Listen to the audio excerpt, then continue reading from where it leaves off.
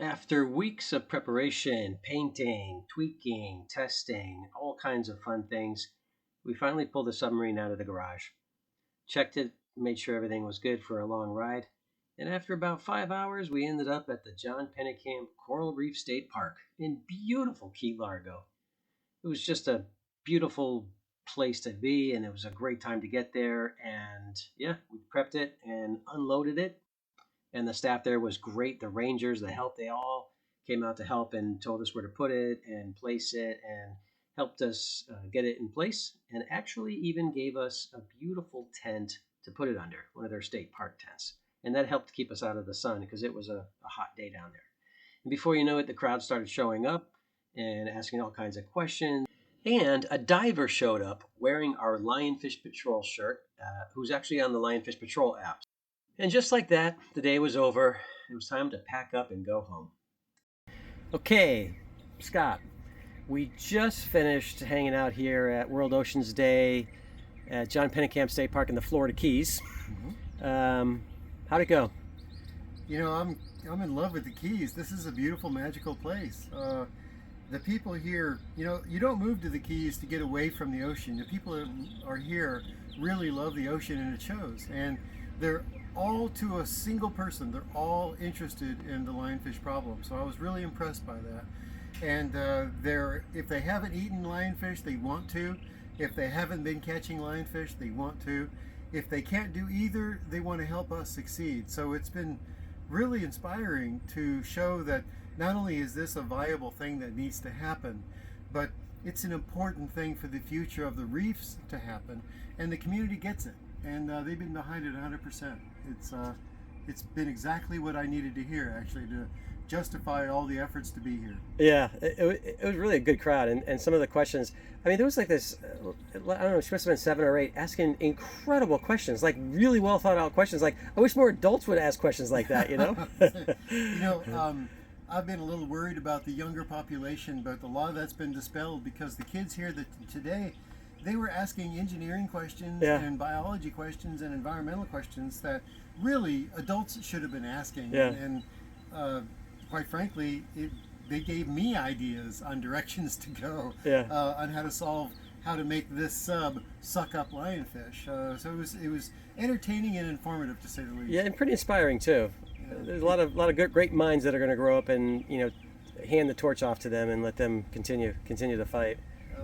The thing about the kids here in Florida that I met is that they really honestly care.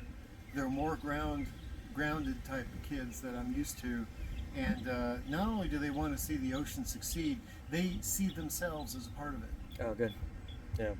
And you, as never being in the Florida Keys, it is your first visit. How you holding up?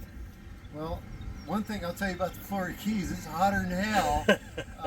But of course, you know, they advertise that, but until you're here, you don't realize just how sweltering it is. I've been hiding like a coward under the shade all day, and when every time the sun started to come towards me, I would get like, oh my God, where am I going to hide now? So it's hotter than hell, but magical and beautiful. Yeah. So we've got a long trek ahead of us as far as getting back down here into the Keys and building this and diving it and, you know, documenting everything.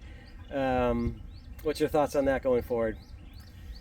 I'm more positive about utilizing the sub as a fishing vessel to acquire lionfish than I was. And the reason is because I'm starting to see more that it's needed. I've had really good ideas on how to do it, and some of these kids, albeit ephemeral, they really saw themselves as being a part of it.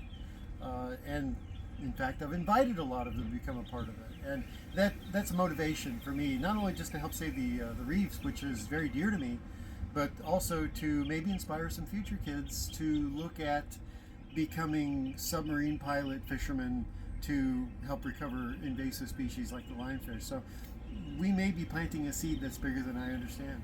Wow, that's great. I was really impressed with the excitement for this sub. Like, people just sitting around drooling and like, oh my gosh, this is so awesome, and not wanting to leave, and just, you know, wanting to learn as much as possible from it. I think this is the perfect place for us to do this project because it's so close to home with lionfish and the reefs. I mean, you come here to go snorkeling and scuba diving and fishing, and lionfish are causing a big problem with all that. So I don't think of a better place right now for us to test the clarity, the depths, the ease of use to get out to the ocean, and the volunteer base here. Tell us a little bit about that, what you've seen so far. Yeah. What I have learned about the people that live here, the indigenous people that live here in the Keys, they all want to seem to help. They've got boats, they've got access, they've got time to volunteer, they've got funds. It's really given me a lot of hope that we're going to have people that are going to help tow us out to these sites, help support the sub when it's diving in the water, maybe even come down in on dives with me to help use their expertise of the area. And honestly, it's more community effort here than I've seen in decades, and I'm humbled. I'm humbled. This project needs to happen. I'm convinced of that now more than ever. The population of lionfish continues to expand. It contracts areas of the Keys where a lot of fishermen are taking animals. That's exactly what we want to see. But what's happening down below the diver depths? Well, that's exactly why we're here. And I have a feeling the community is going to come behind it. And the more they see the sub in operation, the more they're going to want to be a part of it. And Right. I'm excited about that potential. Right. Good.